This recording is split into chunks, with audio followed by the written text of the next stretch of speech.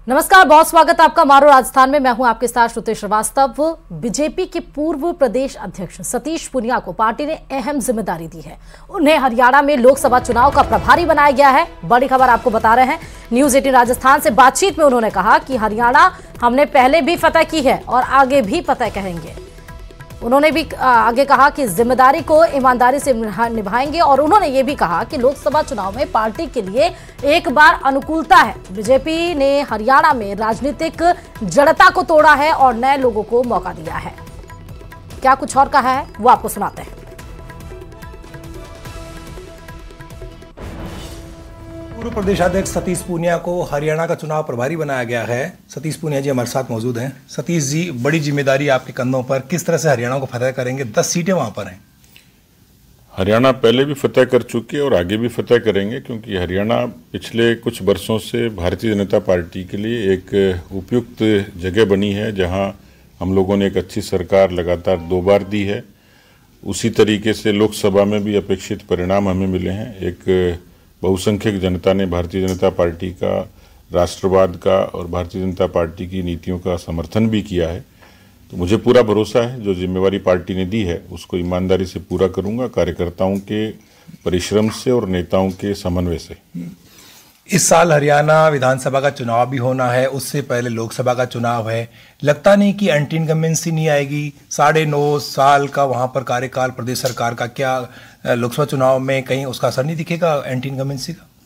देखिए, चुनाव में फैक्टर तो सभी होते हैं, लेकिन मुझे नहीं लगता, जो मेरे पास इनपुट है और जिस तरीके से दूसरे दलों में जो विग्रह है वो एक बड़ा फैक्टर है। लेकिन हम अपनी खूबियों पे सत्ता में वापसी करना चाह रहे हैं, लोकसभा में खास तौर पर, क्योंकि उससे पहले लोकसभा के चुनाव होंगे। तो कुल मिलाकर वहाँ के माहौल, मिजाज और परिस्थितियों के हिसाब से कह सकता हूँ कि पार्टी के लिए एक बार फिर से अनुकूलता है। हाल ही में हरियाणा में नेतृत्व परिवर्तन किया गया है। खट्टर साहब की जगह नायब सिंह सैनी को सीएम बनाया गया है। नया मंत्रिमंडल वहां पर बना है। तो ऐसी सूरत में कुछ चुनौतियां ज्यादा नहीं हो जाएगी आपके सामने? देखिए, पिछले 9.5 वर्षों में भारतीय जनता पार्टी ने एक तरीके की राजनीति की जड़ता को तोड़ा है, क्योंकि वहाँ हरियाणा की राजनीति कुछ खानदानों तक सीमित थी। हरियाणा का विकास अवरुद्ध था। हरियाणा में पारदर्शिता और शुचिता गायब थी। लेकिन 9.5 वर्षों में हरियाणा का जनमानस खुश है और पार्टी ने अलग अलग अवसरों पर अनेक सामाजिक वर्गों को भी और नए लोगों को अवसर दिया है। नायब सैनी जी का मुख्यमंत्री बनना अपने आप में इस बात का संकेत है कि पार्टी हर वर्ग को साथ लेकर चलने के लिए प्रतिबद्ध है। तो मुझे लगता है कि जो नई लीडरशिप है वो और ज़्यादा ऊर्जा से काम करेगी और पुराने लोगों का अनुभव है उसका भी हम लोग निश्चित रूप से लाभ लेंगे। बाबूलाल धायल, न्यूज 18 जयपुर। और वहीं लोकसभा स्पीकर ओम बिरला का कांग्रेस पर बड़ा हमला हुआ है। कांग्रेस पर हमला करते हुए ओम बिरला ने बोला कि कांग्रेस के बड़े नेताओं के चुनाव नहीं लड़ने पर कटाक्ष किया है। उन्होंने कहा कि कांग्रेस में कोई नेता चुनाव लड़ने को तैयार नहीं है। बड़ी खबर आपको लोकसभा चुनाव की दृष्टि से बता रहे हैं। साथ ही कहा कि बड़े बड़े नेता खुद के टिकट कटवाने की जुगाड़ में लगे हैं। कोटा में बीजेपी की क्लस्टर मीटिंग में ये बयान दिया है ओम बिरला ने। ओम बिरला का कांग्रेस पर बड़ा हमला। उन्होंने साफ कहा कि बड़े बड़े नेता खुद के टिकट कटवाने की जुगाड़ में लगे हैं। आगे क्या कुछ और कहा है वो आपको सुनाते हैं।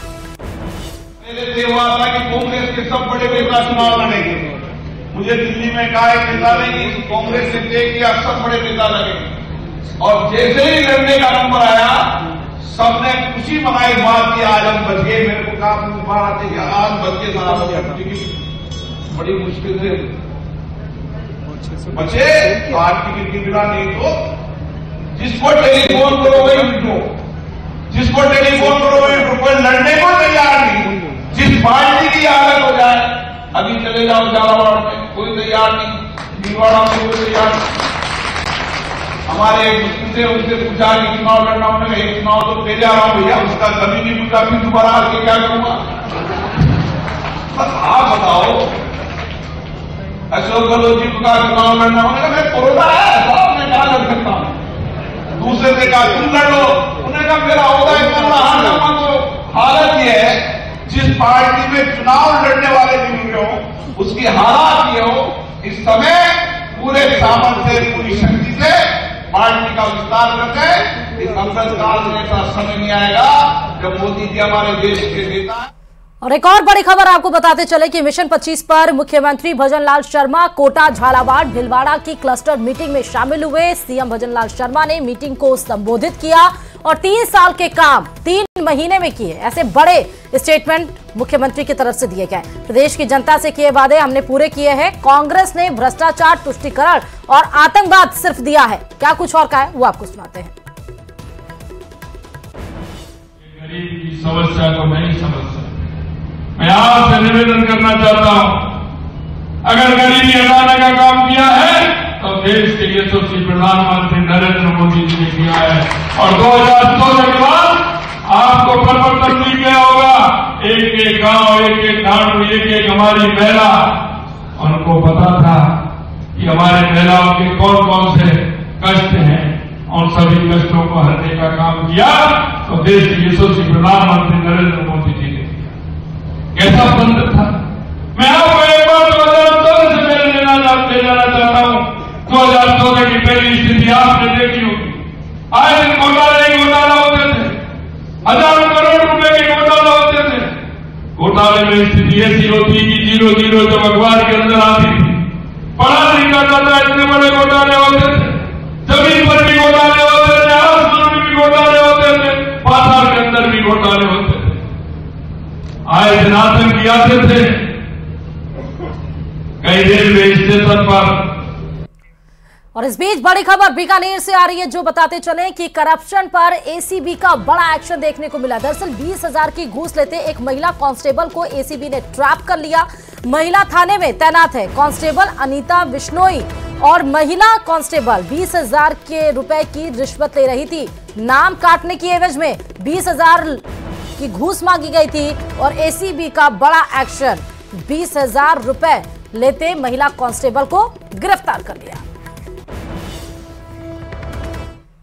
वहीं बिहार में चुनाव और चुनाव में बाहुबली का नाता पुराना रहा है। 2024 के लोकसभा चुनाव में भी कमोबेश यही तस्वीर देखने को मिल रही है। कई बाहुबली जहां टिकट पाने की कतार में है तो वहीं कुछ ने बैकडोर से राजनीति में एंट्री का मन भी बना लिया है। ऐसा ही एक नाम पिछले 2 दिनों से बिहार के राजनीतिक गलियारों में सबसे अधिक चर्चा में है, वो है अशोक महतो का। कानूनी पेचीदगियों की वजह से खुद चुनाव न लड़ पाने वाले अशोक महतो ने 55 साल की उम्र में शादी की। अब वो अपनी पत्नी को चुनाव मैदान में उतारने की तैयारी कर रहे हैं। देखिए रिपोर्ट।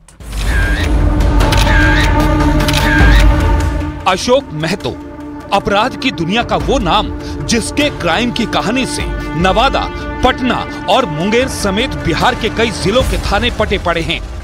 2001 में हुए जेल ब्रेक कांड में आजीवन कारावास की सजा काट रहे अशोक महतो भी इस बार चुनाव मैदान में उतरना चाहते हैं, लेकिन उनकी इस चाहत में सबसे बड़ी दिक्कत बना है सजा याफ्ता कैदी के चुनाव न लड़ने का कानून। लेकिन चुनाव है तो नेताजी कहां मानने वाले हैं, लिहाजा नवादा के बाहुबली नेता अशोक महतो ने आधी रात को गुपचुप तरीके से शादी रचा ली। 55 साल के बाहुबली अशोक महतो ने पटना जिले के करौटा में जगदम्बा मंदिर में अपने परिवार और समर्थकों की मौजूदगी में शादी रचाई। अशोक महतो ने खुद से 16 साल छोटी मुंगेर जिले की रहने वाली अनीता देवी से शादी की है।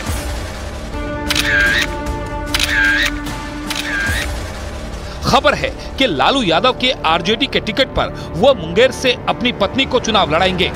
हालांकि आरजेडी की तरफ से अभी तक उम्मीदवार और सीटों का ऐलान नहीं हुआ है, मगर ऐलान होते ही बहुत कुछ साफ हो जाएगा। इसलिए वो शादी कर अपनी पत्नी को चुनाव में खड़ा करेंगे। हालांकि अभी तक ये तय नहीं हुआ है कि वो नवादा से चुनाव लड़ेंगी या मुंगेर से, मगर दोनों ही सीटों पर उनकी निगाह बनी हुई है। अब सवाल है कि बिहार की राजनीति में अचानक चर्चा का केंद्र बने अशोक महतो हैं कौन। अन्य तमाम खबरों के साथ मारो असर में फिलहाल अभी के लिए इतना ही, और खबरों के लिए देखते रहिए न्यूज़ 18 राजस्थान।